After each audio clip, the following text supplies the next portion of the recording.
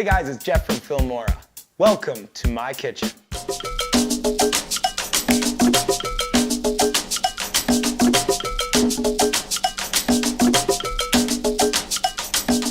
When you make videos, it's important to think about how you can transition from clip to clip in an interesting way. One technique that will keep your viewers watching is called matched focus transition. Don't worry, it's a lot easier than it sounds. Stay tuned to this episode.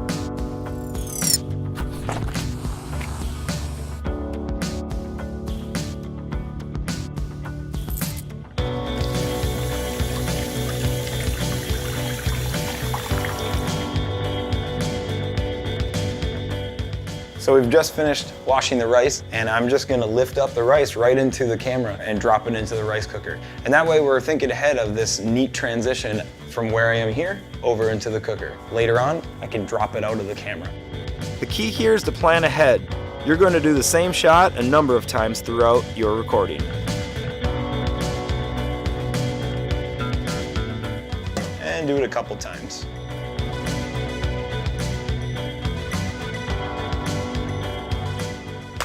That's that.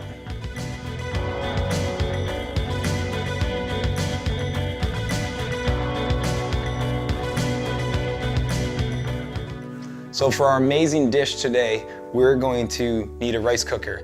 For shot B, we are going to complete our matched focus transition by doing the exact same shot, but instead of bringing it up from the sink, we're going to drop it in the rice cooker.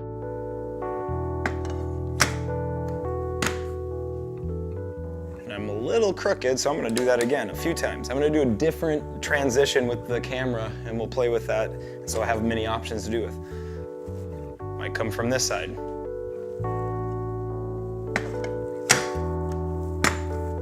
Notice I was paying attention to the sound and making it really, really resonate. So we're gonna use that in post later too. So now that we've got the files for our matching focus transitions, we are going to put them and edit them together. So let's check it out. All right, we're in Filmora here. I got a clean timeline.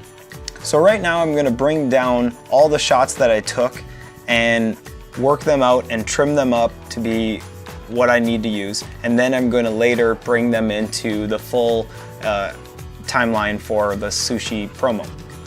Sound good? Let's do it.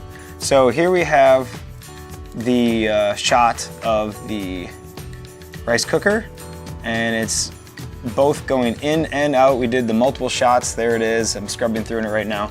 And we're just gonna bring that down and trim that up. And I believe this is the end of our shot, so it's okay to work out of order, just how we're doing it now. And I'm going to select the right one, which I felt was the best. All right, this one. I'm gonna take this one. All right, so that's actually the beginning. So what I need to do is I'm gonna trim all the way up close there. I'm gonna give that some more room. All right, so I need to trim this for the in. We're saying in because we're going in and out of this clip. In there and out once I close the rice cooker. Perfect. All right, so there's one clip. Now the clip we need to add, which is before, and it's this one right here from the sink. So now I'm a little backwards, but I'm gonna move it on the other side. So there we go, now it's in the right position. And we're going to scrub through this and look through our samples. We did this a few times. There it goes right there, it goes right there. Let's use the second one. Usually the second one's always better. There we go. I like that beginning, so we're gonna start there. Right about there. And let's play through that, see how that looks. And I'm gonna stop it right there. I'm gonna trim right up to that spot. And now let's see how it plays out. A little too long hanging out there. So I'm going to go back and we're going to right about there. When it gets a little dark, that's the spot I'm going to match up. Trim that right to there, and let's see how that works.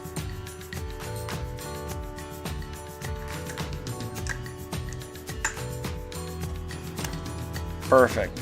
And then the final trim is the end all the way up to that point right there. So if you noticed, I did put the audio in there, and you pay attention to the audio, and it sounds really good, and we're going to use that in the final as well. So there's one matching action. Sweet. So I like that. Let's bring those into the full project. All right, so here we are in our full timeline. It looks awesome, and we've placed our clips right in the timeline, so let's see how they look.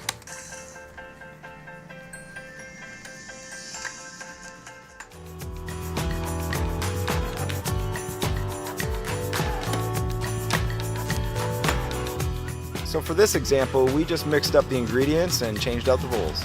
All right, guys, hope you learned a lot. Stay awesome.